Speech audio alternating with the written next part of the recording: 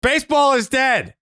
Rest in peace. Jake's back, but Dallas sounds like an now. Like, what's going on with this? What's going on with this podcast? We got guys there leaving early, guys that are showing up late. Jake's dead in the hospital. Dallas sounds like he's dying. What is going on with us? We need to figure it out. We need to get our heads together right now. This second half is about to start, and we got Dallas sounding like he's being choked out. We are limping into the second half. Yeah. That is fair to say. We are limping into the second half. But you know what? That doesn't mean that we can't be any better than we are right now. That's actually what that means, is as we limp into this second half, further down the road, we will inherently be much better than we were than when we started. So that's something I look forward to. I guess that's your silver lining. Well, we're like full strength for the first time in probably a month. So thanks to the listeners for hanging in with us, because I feel like we've just been a car with three wheels for a while now. It's either like a little bumpy. I had to leave early because I got to catch a plane, or Jake's dead. How are you feeling, Jake? Feeling a lot better. Just ready to talk some ball. Yeah, he's ready to talk some ball. Dude loves ball. Honestly, that's what the doctor said. They said if it wasn't for ball, Jake wasn't going to pull through. They just kept saying, like, you got to hang in for the second half. Sox have hauled off 5 straight. You got to remember that. There's Jay, hey, do you remember what the Fangraphs odds were for the Red Sox playoff chances? Because whatever it was, that's what they were telling Jake in the hospital. 29.9% were Jake's chances. 29.9. Yeah. They were just like 29.9, Jake. You got to hang in for that 29.9. That may have been what sent Jake to the hospital, was him, him reviewing all of these numbers. You know, it was funny. Jake said, dude, the scariest part was the x-ray. Because the x-ray came back and it just had a picture of a dog and then a picture of a baseball. He's like, he got that dog and he got that ball in him. He got that ball. Kid got the dog and ball in him. Yeah, he did. He did. And he pulled through. Which, by the way, like I gotta look that up. Fangraphs playoff odds, because I mean the Louisiana Balloons theory just holds true. It holds true. The Red Sox are a game back of the Yankees, and the Yankees have a 55.6% chance to make the playoffs, and the Red Sox have a 29.9% chance. They're a game back of them. It's just because they're the Yankees. That's really it. And speaking of the Yankees, that's where I want to start, because Buster Olney, he said some things. I want to make sure, because every time I travel, I have to set up this here we go. Technology. Bro, it's not technology. All right, I got it. Buster Olney was talking about Shohei Ohtani potential destinations at the trade deadline. Not free agency. This is the trade deadline. Here's Buster Olney on the 4-Letter Network. If Ohtani is traded before the deadline, what teams would be most likely to go after him? Well, you start with the Yankees, the Rangers, the Rays, maybe a small handful of teams, but there's no doubt. You talked with sources yesterday, they see the Yankees as potentially being the most motivated because Garrett Cole, Aaron Judge, Giancarlo Stanton, they're middle-aged players right in the prime of their careers. This is the Yankees' window to win now. You bring in Ohtani. Suddenly the Yankees rotation with him involved looks so strong. Ohtani hitting in Yankee Stadium, which favors left-handed sluggers. That's something I'm sure the Yankees would be willing to pay for if Ohtani is made available by the Angels. No. You kind of sold me, to be honest. I can see it happening now. Like, that would be a big pickup for the Yanks. Half the season of Ohtani. Was it the third or the fourth Yankees that sold you? I think the background music, I was loving it. And then it was like, Yankee. Hey, I saw him in pinstripes. No beard. You don't have to worry about that. Him and Sean Casey in the lab. I mean, why not? Who's a better chance to trade for him? I don't know. Nobody. Because if you think about it this way, what it would, if you're from both sides, right? Think about it from both sides. If you're the Angels, you have to get a haul to trade Shohei Ohtani. And if you are the trading team, to give up that haul, you probably want like a negotiation window to get an extent. You're not going to give up your whole, like 6/10 of your farm system, your top 10 picks or your top 10 prospects to get 3 months of Shohei Ohtani and knowing that you're only guaranteed 3 months. And then if you're Shohei Ohtani, why would you forego free agency at this point to sign with a team that you don't even know if you like it there? So it just, the puzzle pieces don't fit. I know Yankee fans are just going nuts about the Buster only thing this morning, but it's like none of it makes sense. None of it. Well, if you're Shohei Ohtani, all right, a player who doesn't have any say over how this is going to go for him, aren't you excited about the prospects of jumping into a new team and hearing their best 3-month sales pitch as to why they're going to pave the road from your house to the stadium in gold, and then turn around and go, you know what, that was great, that sounded good, but we've also got free agency looming as well. So I appreciate this 3-month ride, that was fun, but now I'm going to take a look and see what everybody has to offer me. So the idea of him landing in one spot or the next doesn't just guarantee him signing with that club, right? This is the conversation we have about this all the time. And what did we find out, like with Aaron Judge? And he'd already been with the Yankees. He flies out to San Francisco, does a little stunt. Here's a cute video. But ultimately, I'm always going to be a New York Yankee. It was never not going to be this way. The Yankees feel like they have the ability to do that with players, which is why I could see their interest in being with Ohtani. But I just don't. What? I think there's one thing that we're all forgetting in all of this is that Shohei Ohtani was not drafted out of Tokyo State University, and he is a guy that already toured with teams. Like, he's already done that process. He has a feel for what organizations are willing to offer him. I'm not going to say that he already had his mind made up.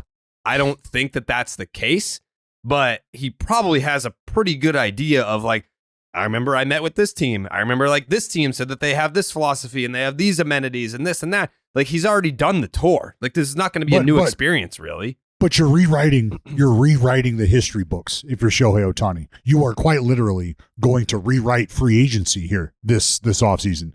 So you are rewriting everything that was given to these folks early, meaning how's he going to pitch and hit at the same time? What does that structure look like? Blah, blah, blah.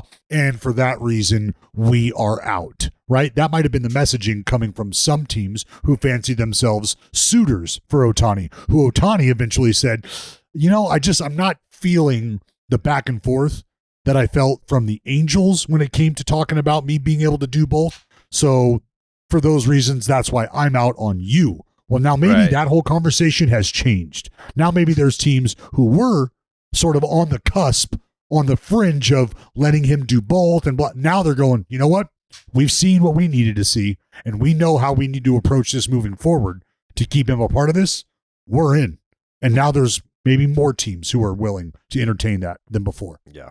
Jay, you had a thought. Yeah, the other wrinkle here, and I think why it becomes even more challenging in some ways to trade Ohtani if you're the Angels front office, is that you're most likely looking at an outstanding package for a rental player. You're not necessarily looking at a package that is going to single-handedly change the nature of your farm system or redirect your franchise, right? Because of the point that you made that he is not under contract beyond this season.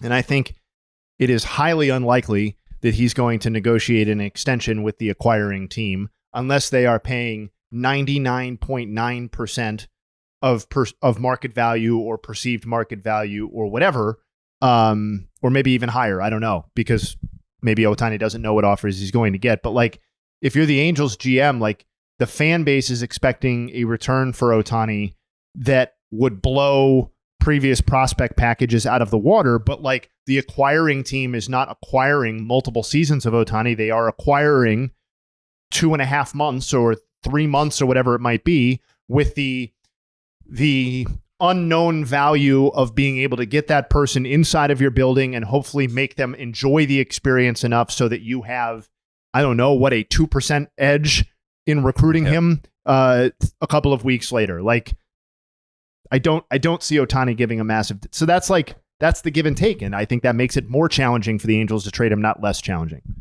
Especially since the Angels have, at least what it seemed pretty okay with just keeping him, staying how it is.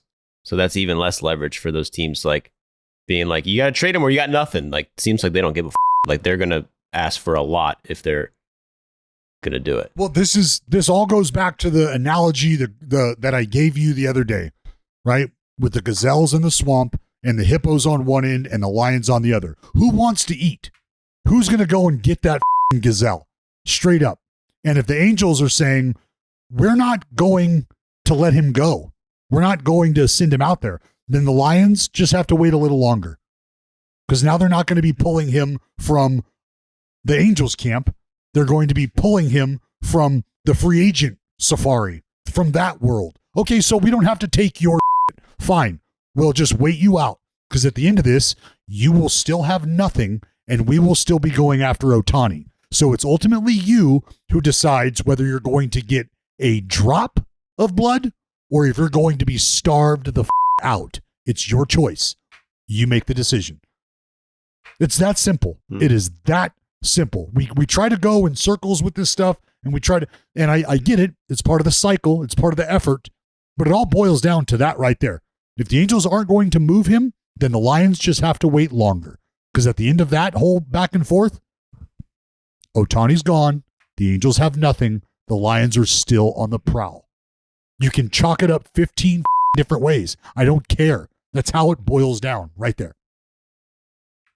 I'm trying to pinpoint it in my mind, but Dallas's voice right now, once you hear it, I'm not gonna you, bro. I'm married. Once you hear it, you can't unhear it. He kind of sounds like Diamond Dallas Page.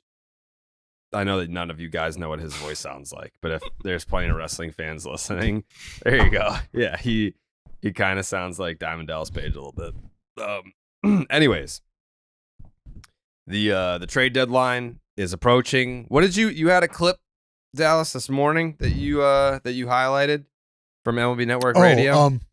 Yeah. You want me to play that? I didn't hear it. Yeah, play it. What is it about? It's about like how the market's going to be slow. Yeah, so what it's about is they're talking to Kim Ng, the GM for the Miami Marlins, and they're just talking about like the slow-moving market or the slow-developing market or what could be a non-moving, non-developing market. All right, and, let me play it. All right, it's from here's what she had to say. MLB Network Radio.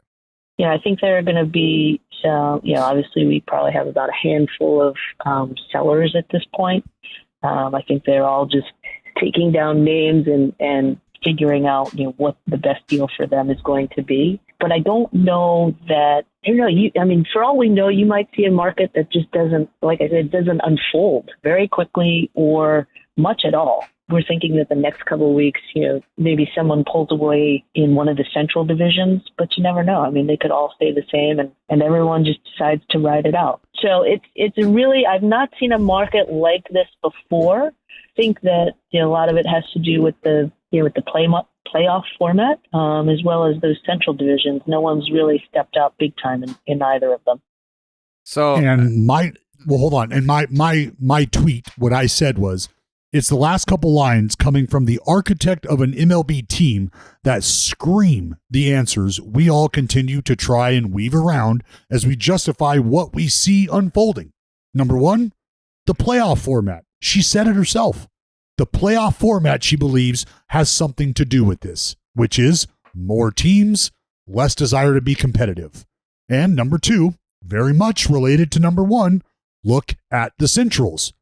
Looking at the Centrals would provide you with those teams that we're talking about that aren't competitive and aren't in a position to spend, but are still in a position to enter the postseason playoff tournament should they just keep as is, right? So I said, good business is to keep costs low and production high and do what you can to grow that gap.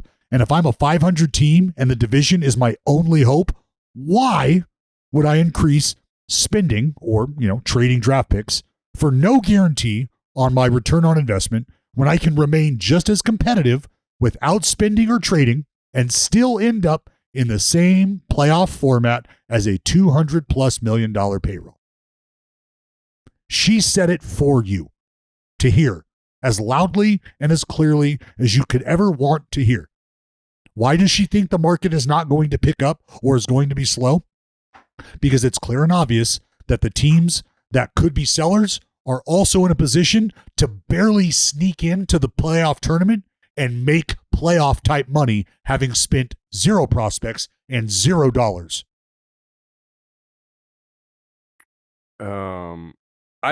Well, we pretty much know. She said a handful of teams are going to be sellers. I think we can all like venture to guess which ones those are. But are the St. Louis Cardinals the only team really where it's like worth checking in, being like, oh, here, like if I'm not even saying from an executive perspective, if you're an executive, you're going to be rating the cabinets of any team that you see fit, and it doesn't have to be like you might be like a lefty reliever away from feeling comfortable about going into the postseason. Like I'm talking from a fan perspective, they want to see names get moved, they want to see impact players on the move. A guy like Nolan Arenado with the St. Louis Cardinals, like we've been told, hey, we're in this. We're gonna be sellers at the trade deadline, and they've got some names that could be on the move. Is all the focus going to be on the Cardinals? Well, didn't they just talk about how their next moves are going to be more impactful for the 2024 season? Yeah. So that would tell you that means competing this year is not on the forefront of their mind. But let's take a look at this. She said 5 teams, right? She just threw that out there, a handful. Mm-hmm. So do you want to start with teams that have a negative run differential? Because that would give you the Mets, the Pirates, the Cardinals. Probably half the league has a negative run differential. Well, no, that's the thing, is for her, and in her perspective, in her world, and the National League specifically, right now, outside of the Marlins team, who have a negative run differential, you've got the Brewers, who are a half game out of the wild card with a negative run differential. And then not until you get to the Mets, the Pirates, the Cardinals, the Nats, and the Rockies. All of those teams also have negative run differentials. Like I said, half the league, 13 teams have a negative run differential. And then you go into the American League side. It's 4 teams. It's 13 teams. Of Cleveland. 13 teams have a negative run differential. So half the league. It's well, when she say league, I went National League because she's in the National League. Yeah, but just because you're a National League team doesn't mean that you're only going to trade with National League teams. What are you talking about? No, I understand that, but she's talking about like divisions as well, right? She said the Centrals. So I was looking at the NL Central. Yeah, and then you go to the AL Central. To your point, like if you're in a Central division and you don't have, like, looking at the playoff odds here, right? The percentage odds to win the AL Central. The White Sox 1.9%, the Tigers 2%, the Royals 0%. That feels mean. But the Guardians still have a 40.1% chance and a 56.1% chance for the Twins. So the White Sox, Tigers, Royals, you guys are sellers. Then you go to the NL Central. To win the division, the Cardinals 5.4%, the Cubs 8.4%, the Pirates 1.1%. You guys are sellers. And they're giving the Reds, which is odd, 30.1% chance to win that division. 55% for the Brewers. So they really believe in the Brewers. But either way, the Cardinals, Cubs, Pirates, you are sellers. So there are other teams in other divisions that have a path to the postseason via the wild card. But in both Central divisions, if you're not winning that division title, you're out. So that no right chance. There, you've got those, 5 teams, 6 teams? 6 teams. Mm-hmm. Yeah, well, so like the Central, like, are you drawing the line? Like, if you're the Cubs, you're drawing the line at the Cubs, or you're drawing the line at the Pirates? Pirates 8.5. Do I feel like we got a shot to charge? I don't know that that's there. No, Dallas, don't. So like don't jump Padres, ship, brother. The Padres 8.5 out of that division. Yeah. Where are you at? Out. Are they hanging tough? No. 4.7% chance to win that division. So are they on the list of sellers? Well, they have a 32.4% chance to make the playoffs. Even as a team that is 8.5 out of the division, because why? You go and look at the what? The wild card. Oh, there. Yeah, but we're not talking wild card with any Central team. No, God, no. Yeah. No. Well, I mean, the only one that's close in that conversation, you're talking about for the For the Central Division wildcard contenders? Yeah, there aren't any. No, you got, because it's Milwaukee and Chicago Cincinnati. that are what, or well, no, I'm behind Cincinnati because Milwaukee's what, a game or two behind Cincinnati, and then Chicago's what, 8.5 or something like that, right? Yeah, you get the Cincinnati Reds are in first place by a game over the Milwaukee Brewers. Yeah, well, Milwaukee's only a half game out of the wild card. In the East, Well, that's it's possible for a Central team to make a wild card. I don't think it's likely because they're competing with the Mets and Padres, who I think probably are going to end up doing, at least one of them is going to, play like they're supposed to. The AL is the team where if you're not winning the division, AL Central, you are f***ed. And that's why I think the White Sox are probably going to be like the team to watch in terms of trades because they have good players and no chance. It's gonna be like the 2006 Cardinals, where you're gonna get a 83 win team in the playoffs and then win the World Series. That's up to the Twins or the Guards to decide. That would be great.